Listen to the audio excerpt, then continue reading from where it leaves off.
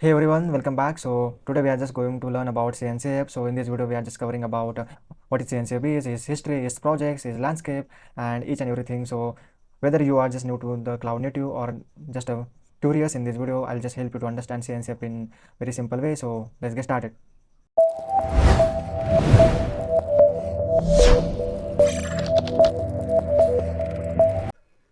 So the CNCF stands for the Cloud Native and the Computing Foundation. It is an open source software foundation that plays a major role in driving the adoption of the modern cloud native technologies. CNCF brings together developers, end users, and vendors to the support and maintain the powerful open source projects like the Kubernetes and the many more that powers today's the cloud infrastructures. In simple words, if I talk about CNCF is the organization behind the tools that helps companies run their application effectively, reliably, at scale, using the containers, microservices, and the automation. So let's talk about his history. In 2000, Google developed Grok, its internal container management system, and fast forward to the 2014, Google open source Kubernetes inspired by Box design and learnings to bring container orchestration to the open source world. In the 2015, the Cloud Native Computing Foundation (CNCF) was born under the Linux Foundation with the Kubernetes as its first hosted project. And now, today CNCF achieved global adoption, becoming a key standard for the cloud native DevOps and platform engineering. So this is a timeline marks the origin and evolution of the CNCF and the history of its most impactful open source project. Okay, so let us look up at CNCF projects. CNCF, the Cloud Native Computing Foundation, maintains and supports many open source projects that help build and cloud native applications. These projects are divided into stages based on their maturity. So the first we have the graduated projects. These are the most mature and widely adopted projects. They are the stable, well documented, and have their strong community support. Example, we have the first Kubernetes, a container orchestration platform. The second we have the Helm, a package manager for Kubernetes. We simplify application deployment using charts. Then we have the Prometheus, a powerful monitoring and alerting toolkit designed for the reliability and the scalability. Next we have the incubating projects. So these are the projects that are growing and adoption and the community but still need to be mature.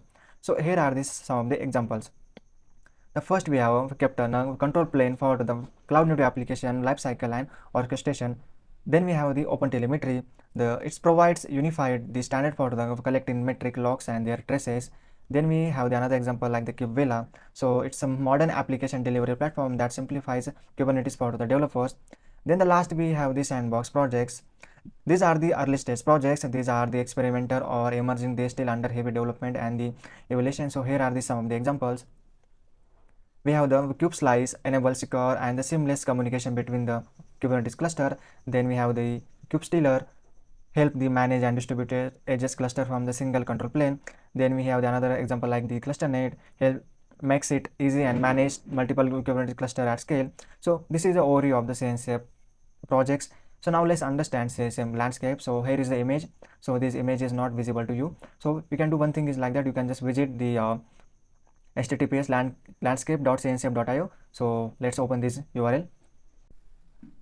Okay, so after opening the URL, you can see the interface like this. So this is the CNCF landscape, and as you can just see, the CNCF just listed all their open source projects. You can just scroll down and just explore each and every category, or you can do the one thing is like that. You can just use their filter option. Let's say if you want to see the graduated one, so just graduated one in all the category and just apply the filter, and you can see the graduated list.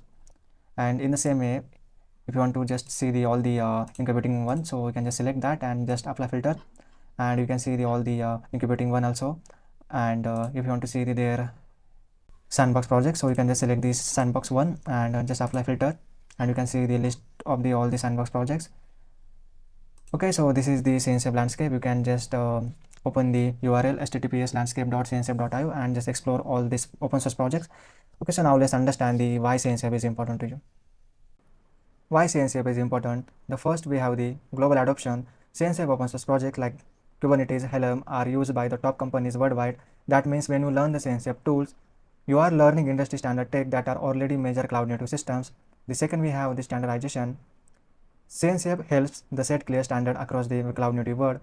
This means whether you are deploying app on AWS, GCP, all they are follow the same rules. It ensures the reliability and the compatibility. And the third, we have the community driven.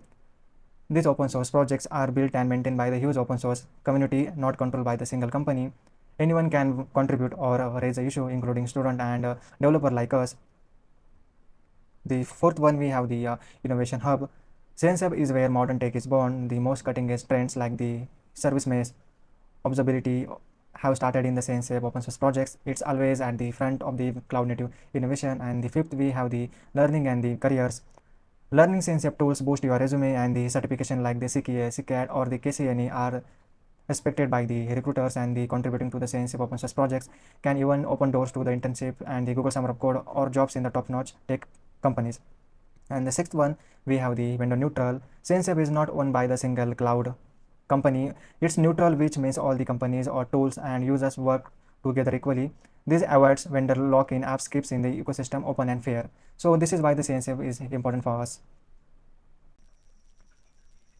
Okay, so let's talk about Science Hub certification. This certification just validate your Kubernetes and the cloud native skills, and which are highly respected in the industry. The first, we have the CKA, the Certified Kubernetes Administrator. If you are someone who want to manage and administrator Kubernetes cluster, so go for this certification. Then the next, we have the CKAD, the Certified Kubernetes Application Developer. This is for to the developers who are just building and deploying application in the Kubernetes environment. Then there is a CKS, the Certified Kubernetes Security Specialist. This is for those people who want to just focus on securing Kubernetes cluster and their workloads. Then we also have the KCNA, the Kubernetes and the Cloud Native Associated. This is an entry-level certification perfect for those who are just starting out in the Cloud Native journey and who want to build their strong foundation. And finally, we have the KCSA, the Kubernetes and the Cloud Security Associated. So this is one of the relatively newly focused specialty, and the Cloud Native Security, the best practices. Once you pass all the certification, you called as a Cube astronaut. So whether you are just getting started out or already deep into the cloud native technologies, Science Hub certification give you the edge and open doors to the existing career opportunities. And it's not just about learning, it's about growing, standing out, and becoming part of the something big. So let's talk about Science Hub events and their mentorship program. So the first, we have the KubeCon plus Cloud Native Con.